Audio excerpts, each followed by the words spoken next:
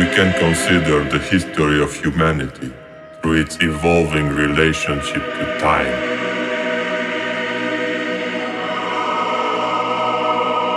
The invention of the clock during the Renaissance gave birth to the industrial age and the culture of scheduling and productivity. A more profound transformation manifested as man switched from a culture of time to a culture of technology and computer-programmed logic. Relentless technological interaction created the human's addiction to calculation and quantification.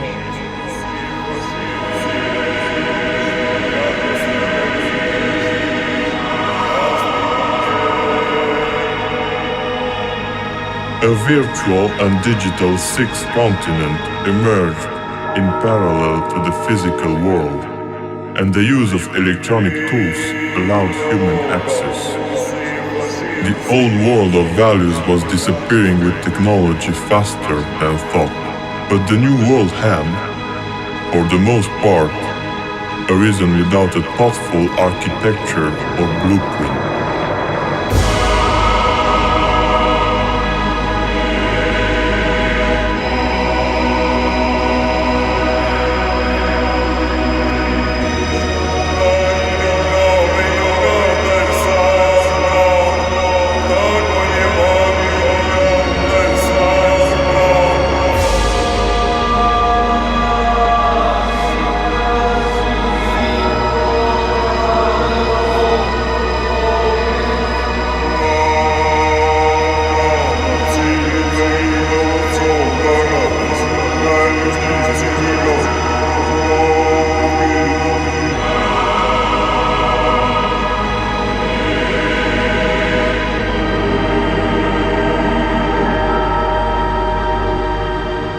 To accelerate the march of discovery across all these disciplines in science and technology, I ask you to support my recommendation of an unprecedented $3 billion in the 21st Century Research Fund, the largest increase in civilian research in a generation.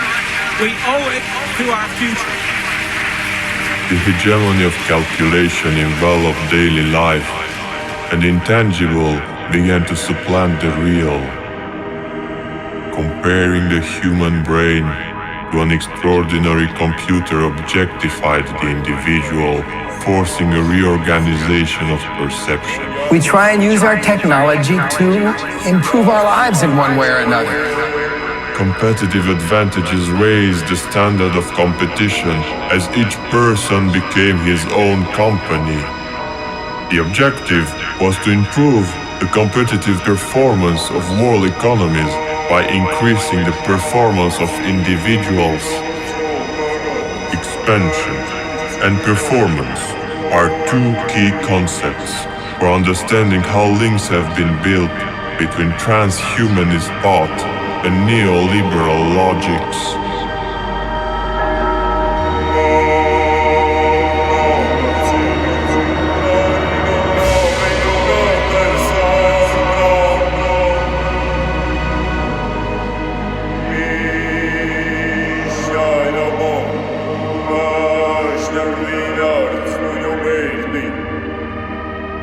The adaptability of individuals in all circumstances was the rule, which increased competitive advantage against those who abstained. It's going to reserve the technology for the wealthy because they're in the best position to circumvent any of these sorts of laws. And some people are going to see this as an abomination, as the worst thing. And other people are going to say, this is the flowering of human endeavor. Science was no longer only a means of innovation, but the way of life and existence. What prevailed was the notion of indefinite improvement aimed at ultimate positive transformation of the human condition. Transhumanism was born out of this desire to forge a perfect man. The followers of this new philosophical and scientific movement wanted to use all means of technology to to enhance the capabilities of the human. If we got to 2045, we'll be spending most of our time in virtual reality. Virtual reality ultimately will have all of the features of real reality, plus a lot more. A machine, an AI, will be able to match human intelligence and go beyond it. There were many transhumanists worldwide, but the North American and especially Silicon Valley had incommensurate influence on transhumanist thought from the beginning with an ideologically libertarian approach. Bill Gates has called him the best in the world at predicting the future. He predicted the collapse of the Soviet Union, described the rise of the internet. What was once called the computer was already a form of improvement for transhumanists, because these digital prostheses had become external organs and a part of human identity. What is singularity? When you say that the singularity is coming, what does it mean exactly? And that's what you mean by the term singularity?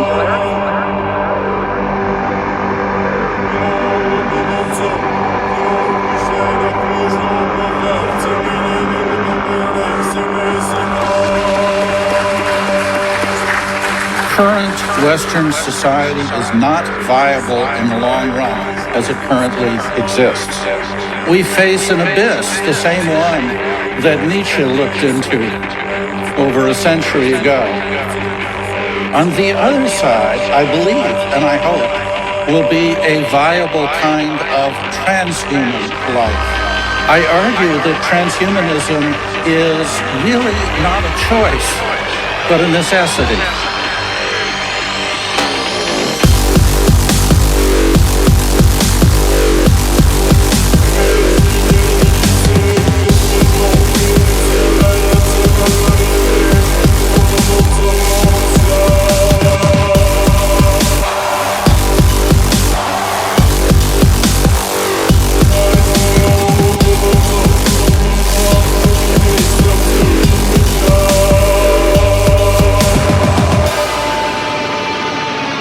Really fits in well with what I like to talk about, which is the acceleration of progress.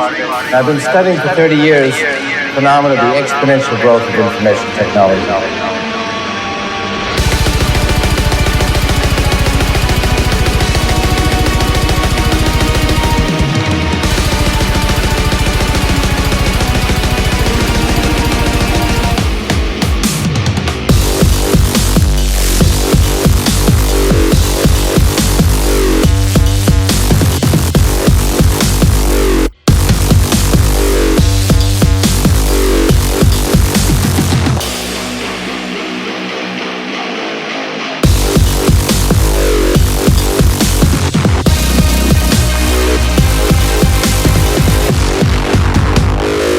First, most tests were conducted on the disabled to garner attention and unlock budgets. The reading problems of the blind may soon be significantly reduced. But its applications quickly multiplied. Non-surgical self-augmentation created a mass market for all kinds of accessories, positioning the human body at the latest peak level of consumerism. Technology feeds on itself and it gets faster and faster. In about 40 years, the pace of change is going to be so astonishingly quick that you won't be able to follow it unless you enhance your own intelligence by merging with the intelligent technology that created. The speed of technological change became so fast that the partial fusion was necessary for the brain. It could retain its original biological state and face the wave of information that would soon overwhelm. The disabled became more efficient than the valids, and therefore they had to be surpassed again.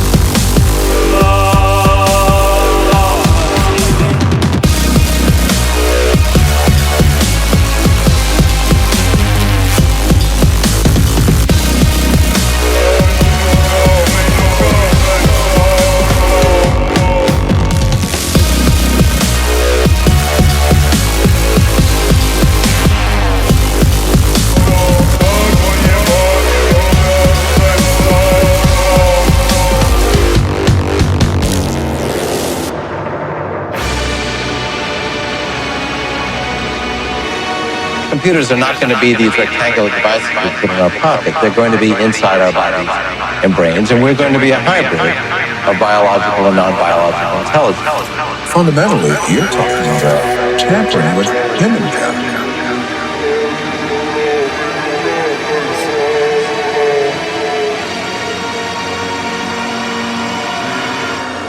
Most people know me for the implant experiments that I've carried out. Now, what we have there is an array of 100 electrodes, and that was implanted in the median nerves of my left arm. I then had wires running up my arm, and they came out onto a little connector pad, so we were able just to plug into these. What the surgeons found when they took the implant out was that the body tissue had grown around the implant, pulling it into position. Very quickly, mentally and physically, it's part of you.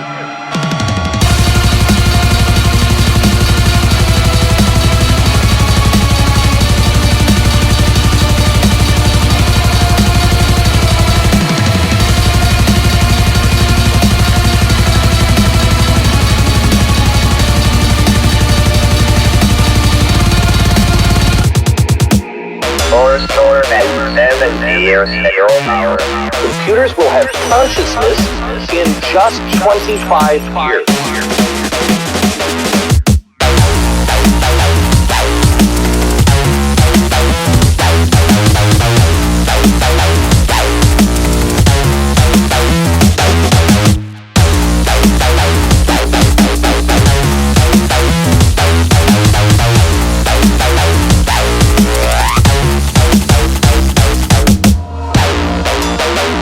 Arrival of a super intelligence that will very quickly invent.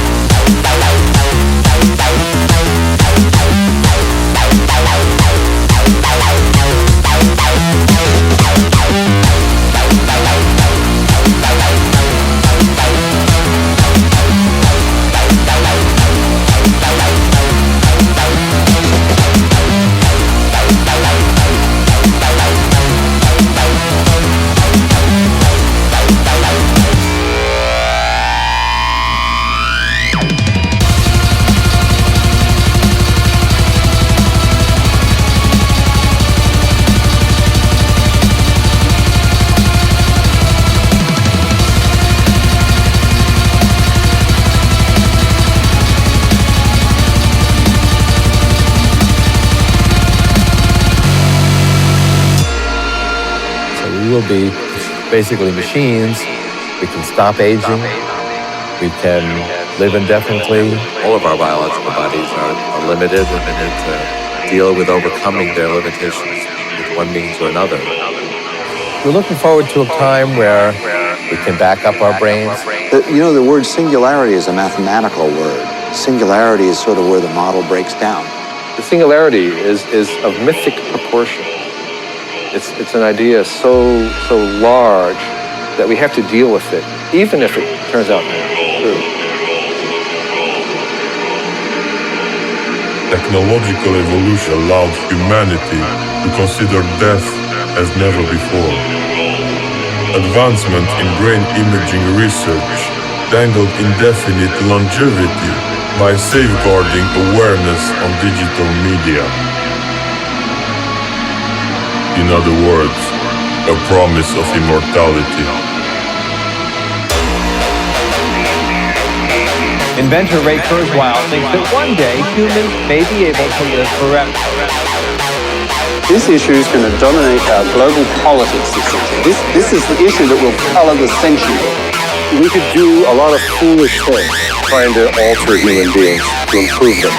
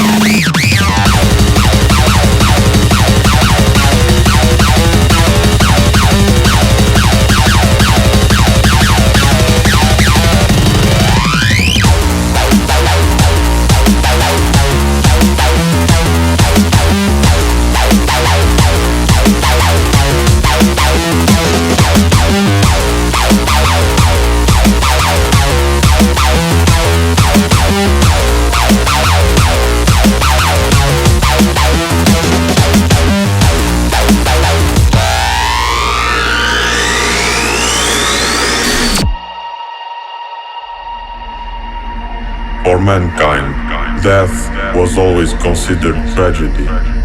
But for a long time, knowledge was not required to live indefinitely. Some people articulate, well, we need to accept death. That's the goal of life. I don't accept it. There's nothing good about disease and death as much as we try to ennoble it. People have had... Death is a profound tragedy, profound loss, relationships, knowledge, skill, meaning.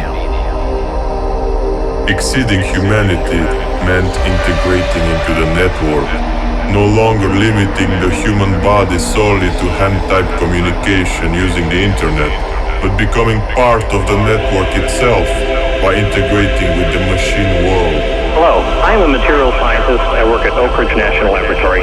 The reason I'm calling today is to express my disappointment that you have invited this highly sophisticated crackpot and given him a national forum to express his pseudo-religious predictions that have no basis in objective reality. I think the biggest implications of the singularity are that we don't know the implications of the singularity. A world only acceptable on account of promised immortality. The dream of the immaterial, it was to get rid of the body, as much as financial market economists get rid of the real economy to the benefit of virtual speculation. Techno-prophets suggested to get rid of the body and to forget it. We humans are going to start linking with each other and become this meta-intelligence. And we will eventually become an interconnection of the entire human race. And we will become godlike. Now, people don't like to hear that, but we, in terms of omniscience, being able to know anything, plug in your brain, omnipotent, being able to control something on the other side of the planet, omnipresent. And when I stop and I think about that, once you plug into that global network, and you know the thoughts and feelings of millions or billions of people, to unplug yourself will be so lonely. Go!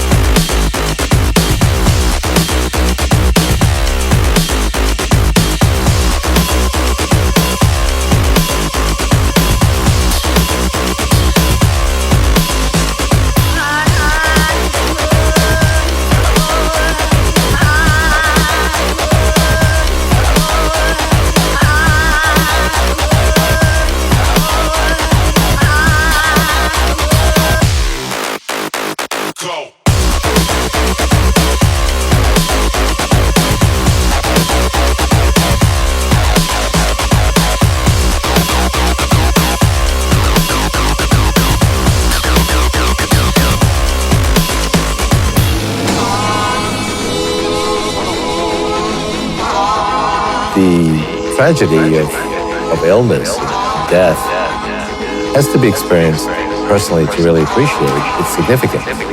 Losing someone you love is an unbearable happenstance.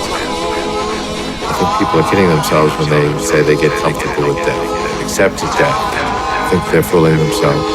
That this mission to not die is really the right course. I'm predicting that there will be a major war late 21st century between two human groups. So one group, they will argue that the only way to ensure that the risk is zero is that they're never built in the first place. But the second group, for them it'll be almost like a religion to build these things because they'd be godlike. So you've got here the source of a bitter conflict between these two human groups. God is who he is. Our challenge should be to know him, not try to create him. Anybody who is going to be resisting this progress forward is going to be resisting evolution. And fundamentally, they will die out.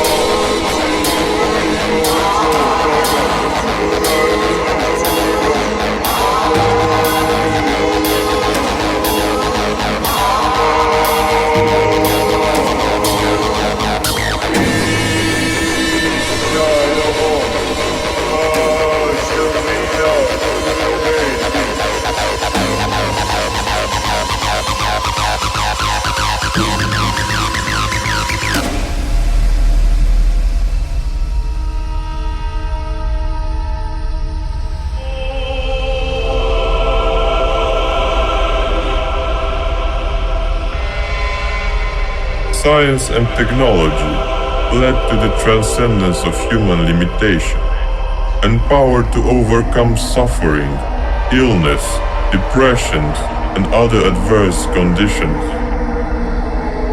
It became a religious substitute men could not possibly ignore, masked in a cloak of rationalism. However, if science is emancipatory, scientism is enslaving. Those in control of large, dense information networks weren't as interested in world rule as technologically fueled life improvement, a belief in information and analysis systems. But access to increasingly sophisticated and expensive technology eventually stopped serving the common good and became a project for the elite. A violent class division thus formed on the crux of a fierce political debate. This is the accepted fracture, the hyphenation, and this is what led to the Great Schism.